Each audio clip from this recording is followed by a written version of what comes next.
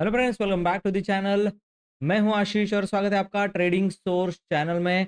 और हम चल रहे हैं zero to hero LTP calculator program के अंदर, जहां पर मैं आपको सारी ट्रेडिंग स्टाइल्स जो है वो बंडल में बना करके देने वाला हूं। सारी की सारी एलटीपी कैलकुलेटर के अंदर जितनी भी ट्रेडिंग स्ट्रैटेजीज होती है वो सब कुछ मैं आपको फ्री ऑफ कॉस्ट बना करके देने वाला हूँ। हाँ, कुछ उसके अंदर आपको ये देखना पड़ेगा कि आप क्या करना चाहते हो। क्या आप स्विंग ट्रेडिंग करना चाहते हो या option buying, option selling, intraday trading, ये आपको डिसाइड करना पड़ेगा।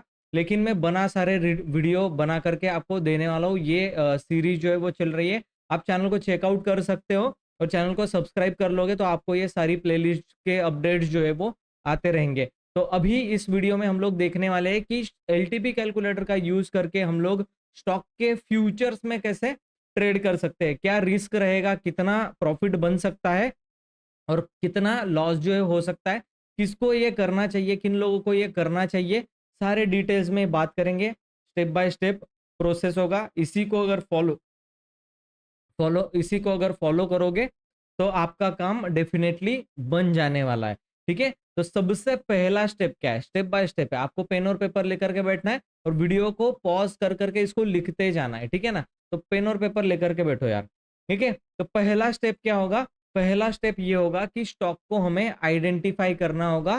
स्टॉक या तो सपोर्ट पे होना चाहिए या फिर रेजिस्टेंस पे होना चाहिए, है ना? सिंपल सा तरीका है। ठीक है, तो उसके लिए क्या करेंगे हम लोग? एलटीपी कैलकुलेटर में जाने वाले हैं और सपोर्ट एंड रेजिस्टेंस वाले के ऊपर क्लिक कर देंगे तो आपको एक तरफ रेजिस्टेंस वाले स्टॉक जो है वो मिल जाने वाले, दूसरी तरफ सपोर्ट पे जो स्टॉक है उनकी लिस्ट आपको यहाँ पर मिल जाने वाली है। तो रेजिस्टेंस वाले स्टॉक के अंदर बहुत सारे हम लोगों को दिखाई दे रहे, तो इनमें से कौन सा चुने और कैसे डिसाइड करें कि सपोर्ट वाले में बाइंग करनी है, रेजिस्टेंस वाले में सेलिंग करनी है। तो उसका सबसे बेसिक सा रूल है कि मार्केट के ट्रेंड को देखो। ठीक है, क्या ओवरऑल मार्केट, है ना, 100-150 स्टॉक की आपके पास लिस्ट होनी चाहिए। सारे एफ एंड ओ के स्टॉक जो है लिस्टेड एलटीपी कैलकुलेटर में कहाँ पे मिल जाएंगे आपको? सारे एफ एंड ओ के जो स्टॉक है यहाँ पर आप देखो, यहाँ पर आपको सारे एफ एंड ओ के स्टॉक की लिस्ट मिलेगी। करीबन 180 के आसपास ये स्टॉक है। आप इनकी पूरी की पूरी वॉच लिस्ट बना करके रख लो। ठीक है, उसके बाद आपको क्या करना है कि इनमें देखना है कि ज्यादातर स्टॉक पॉजिटिव है या फिर निगेटिव है, या फिर आप देख सकते हो कि ओवरऑल ट्रेंड अप ट्रेंड में चल रहा है, मतलब सारा मार्केट अप ट्रेंड में चल रहा है, या फिर अभी डाउन ट्रेंड में जैसे चल रहा था, सारा मार्केट डाउन ट्रेंड में चल रहा था। आपको ये आइडेंटिफाई करना है।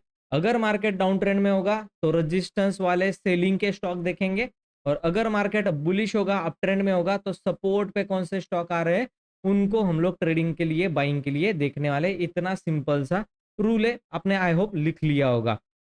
ठीक है, वरना दोबारा जाके आप लिख लो।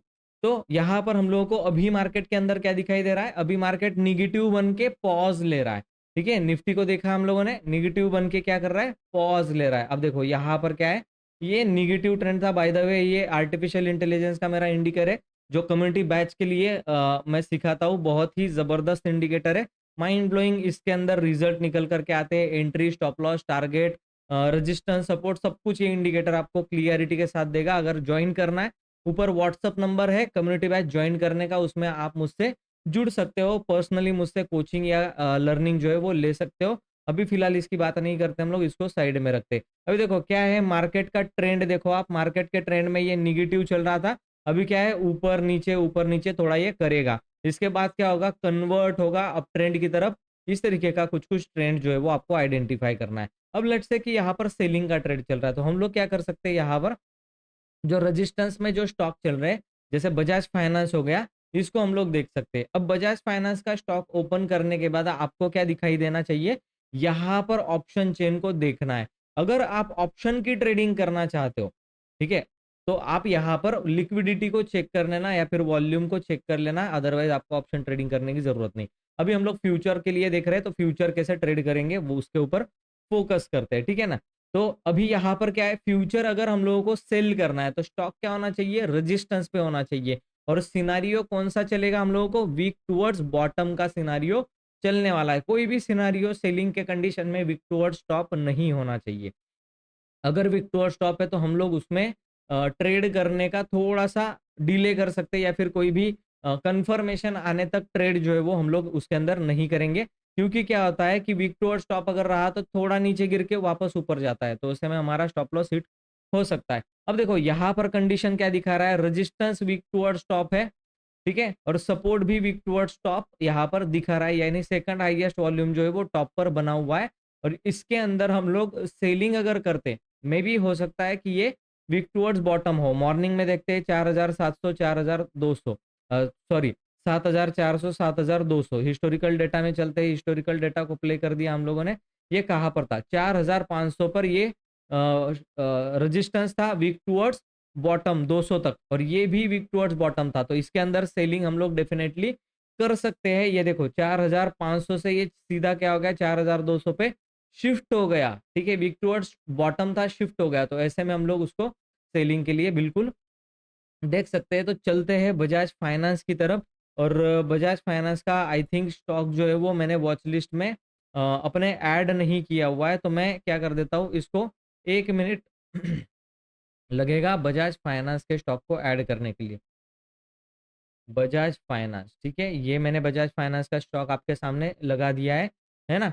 इसका आज का देखो आप, इसका आज का देखो आप क्या कर रहा है ये, ठीक है, इसने क्या किया, 9 तारीख है आज, 9 तारीख को ये ओपन हुआ, ओपन होते ही साथ मतलब कोई लो ब्रेक नहीं किया है, ठीक है, सीधा सीधा क्या कर रहा है, ऊपर की तरफ जा रहा है। अब इसको क्या है, आपको रेजिस्टेंस पे जाने देना है। रेजिस्टेंस कहाँ पे है, मॉर्निंग में आपको देखो रेजिस्टेंस कहाँ पे दिखाई दे रहा है, रेजिस्टेंस दिखाई दे रहा है यहाँ कहीं पर 500 पर था, 7500 पर, ठीक है, फिर ये जाके क्या हो गया, वीक टुवर्ड्स बॉटम शिफ्ट हो गया, ठीक है। अब रेजिस्टेंस देखते हैं, 7400 500 के आसपास जो रेजिस्टेंस था, ठीक है, 500 पर जो रेजिस्टेंस था, क्या मार्केट वहां तक गया है, ठीक है, नहीं गया मार्केट, ठीक है, 7400 तक ही मार्केट क्या हो गया, रुक गया है, ठीक है। तो ऐसे में हम लोगों को वीक टुवर्ड्स बॉटम का सिनारियो दिखाई दे रहा था, और मार्केट जो है वो ऊपर के लेवल पर सस्टेन कर रहा था। अब ये कैसे डिसाइड होगा कि आप एंट्री कहाँ पर बनाओगे, डेफिनेटली स्टॉक के अंदर इतने ज्यादा लोग ट्रेड नहीं करते, तो एक्सटेंशन ऑफ सपोर्ट और रेजिस्टेंस में भी काम ना करे, ठीक है, उसका गलत एक्सपीरियंस आपको आ सकता है। ऐसा नहीं बोल रहा हूँ कि नहीं आएगा, आ सकता है, ठीक है। ओपन इंटरेस्ट देखो 8000 पर है, और यहाँ का ओपन इंटरेस्ट आप देख लो 7000 पर है, तो 8000 से 7000 1000 पॉइंट की रेंज है।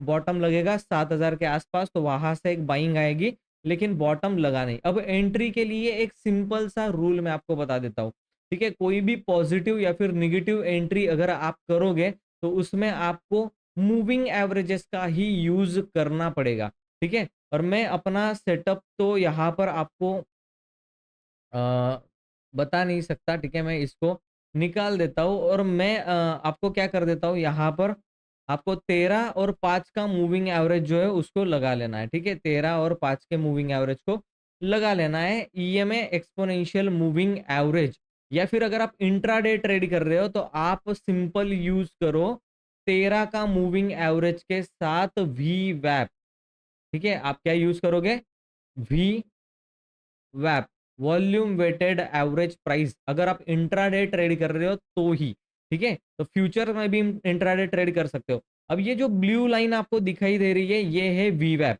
ये ब्लू लाइन जो है वो वीवैप की लाइन है।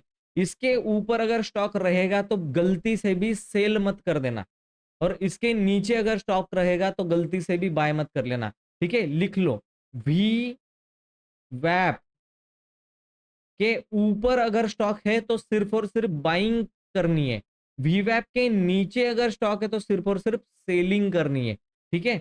ये आप लोगों को क्राइटेरिया डिसाइड करना पड़ेगा। और यहां पर अगर हम लोग देखें तो पहले किस तरीके की चीजें चल रही थी, मूविंग एवरेज नीचे था, वीवैप ऊपर था, मूविंग एवरेज और वीवैप को एक साथ क्रॉस करके ये अप ट्रेंड की तरफ चला गया, ठीक है, दोनों ही कंडीशंस में हम लोगों को प्रॉफिट होता है। यहाँ पर आप अगर देखें तो बाइंग वाले स्टॉक के अंदर भी ये प्रॉफिट हुआ है, और सेलिंग के अंदर भी ये प्रॉफिट जो है वो हुआ है। आपको कितने पॉइंट चाहिए, इंट्राडे के अंदर हम लोगों को मैक्सिमम 10 से 20 पॉइंट चाहिए होते हैं, और यहाँ पर कितने पॉइंट मिले हम लोगों को, 40 पॉइंट यहाँ पर मिल गए, ठीक है। ये सपोर्ट लेकर ऊपर ऊपर का तो ट्रेड मतलब इसके अंदर हम लोग लेने नहीं वाले, ठीक है। यहाँ से देखो वीक टुवर्ड्स बॉटम था, तो हम लोग सेलिंग का ही ट्रेड देखेंगे। एक्चुअल में क्या हुआ है, एक्चुअल में बाइंग के ट्रेड में बहुत ज्यादा प्रॉफिट मिला है, ठीक है, लेकिन ये काफी बड़ा स्टॉक है, इसके अंदर आपका स्टॉप लॉस भी बड़ा होगा, टारगेट भी बड़ा होगा, ठीक है। नेक्स्ट स्टॉक हम लोग बाइंग के लिए देख लेते हैं कि बाइंग के लिए किस तरीके से हम लोगों को देखने के लिए मिलेगा। तो बाइंग का जो क्राइटेरिया रहेगा वो एज इट इज रहेगा,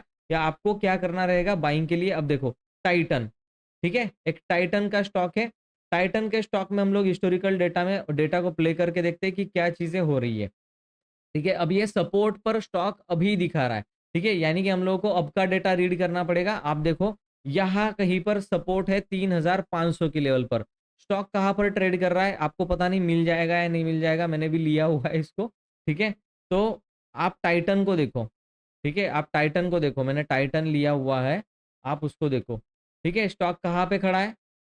ठीक है, स्टॉक खड़ा है 3499 नहीं, 3500 की लेवल पर ये स्टॉक खड़ा है। ठीक है, तो यानी कि इसका मतलब क्या है, ये स्टॉक अभी सपोर्ट पर है। एक्सटेंशन क्या है? 3458। लेकिन इतना स्टॉक नीचे जाएगा अगर नेगेटिव मार्केट होगा तो।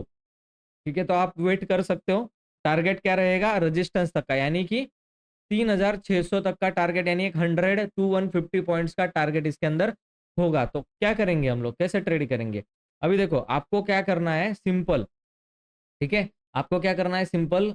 यहाँ इसके नीचे अगर ये ट्रेड कर रहा है तब हम लोग बाय नहीं करेंगे। ठीक है, आपको क्या करना चाहिए, ये इस तरीके से देखो, ऊपर गया नीचे आया, वीवैप के जब मूविंग एवरेज और वीवैप का जब क्रॉस ओवर हो रहा हो या फिर दोनों के ऊपर चल रहा हो तब आपको बाय करना है। अब देखो धीरे धीरे करके क्या हो सकता है, वीवैप यहाँ पर आ सकता है। ठीक है, ये आ सकता है, देन ये इस तरीके से ट्रेड करेगा करेगा फिर ब्रेकआउट करेगा। वीवैप के ऊपर जाते ही साथ आपको क्या कर लेना है, बाय कर लेना है, और 10-15 रुपए का आपको स्टॉप लॉस रख लेना है। आपका टारगेट क्या रहेगा, इंट्राडे में हो तो यहाँ का टारगेट रहेगा, और अगर स्विंग ट्रेड के लिए रख रहे हो फ्यूचर्स में बाय करके तो 3600 तक का टारगेट आपको यहाँ पर देखने के लिए मिल सकता है। ये ट्रेड में क्या होता है मैं आपको अपडेट जरूर करूंगा। आई होप आपको चीजें सारी समझ में आ रही होंगी। अगर वीक टुवर्ड्स बॉटम दिखा रहा है तो बाइंग नहीं करनी है एलटीपी कैलकुलेटर में, और अगर वीक टुवर्ड्स टॉप दिखा रहा है तो सेलिंग नहीं करनी है। वीक टुवर्ड्स टॉप में बाइंग करनी है, वीक टुवर्ड्स बॉटम में सेलिंग करनी है। इस तरीके से आपको सपोर्ट एंड रेजिस्टेंस वाले स्टॉक में एक दो स्टॉक ही ऐसे चुनने हैं जिनको आप रेगुलरली ट्रेड करो, और ऐसे स्टॉक को कैसे चुनना है वो भी इसी वीडियो में मैं आपको अभी बताने वाला हूँ। ठीक है, तो आपको ऐसे स्टॉक को चुनना है जिसकी रैली जो है ना, अपसाइड, आप देखो यहाँ पर 3300 3200 से कहाँ तक जाता है, 3800 तक जाता है, यानी कि काफी बड़ा मूवमेंट है, इसमें प्रॉफिट बनेगा। नीचे 3800 से लेकर कहाँ तक आया, ये 3500 तक आया। तो ये जो 200-300 पॉइंट की मूवमेंट, ये स्विंग जो बनते हैं 200-300 पॉइंट के, ये कौन से स्टॉक में बनते हैं, ये ढूंढ करके उन्हीं 4-5 स्टॉक के अंदर आप रेगुलरली ट्रेड कर सकते हो। दूसरा कहीं पर भी जाने की जरूरत नहीं है। फ्यूचर्स में आप बाय करके होल्ड कर सकते हो 1 मंथ के लिए बहुत कम कैपिटल में, और सेल करके भी 1 मंथ के लिए होल्ड कर सकते हो। वैसे इस स्टॉक को इक्विटी में सेल नहीं कर सकते और होल्ड नहीं कर सकते। सेल करोगे सिर्फ इंट्राडे में, उसे शॉर्ट सेलिंग बोलते हैं। और फ्यूचर्स में क्या है, आप 1 तारीख को अगर फ्यूचर सेल किया तो वो अगर स्टॉक गिर रहा होगा तो आप उसको 7-8 दिन महीना भर रख सकते हो। मंथली एक्सपायरी होती है फ्यूचर की, जस्ट एक्सपायरी के पहले निकाल के दूसरे मंथ का ले लेना है, इतना ही है। इसको बोलते हैं रोल ओवर करना। ठीक है, तो आप उसको कर सकते हो। और ये सारी डिटेल्स में अगर जानकारी चाहिए और डिटेल्स में अगर आपको सीखना है तो ऊपर व्हाट्सअप नंबर है, वहां पर आपको सीखना पड़ेगा। अपने दोस्तों के साथ इस वीडियो को शेयर जरूर कर दो, लाइक करके अभी के अभी सब्सक्राइब का बटन दबा दो, ताकि ऐसे इंटरेस्टिंग वीडियो आपको, नॉलेजेबल वीडियोस मिलते रहिए। चलिए मैं मिलता हूं आपको नेक्स्ट वीडियो में, तब तक के लिए गुड बाय।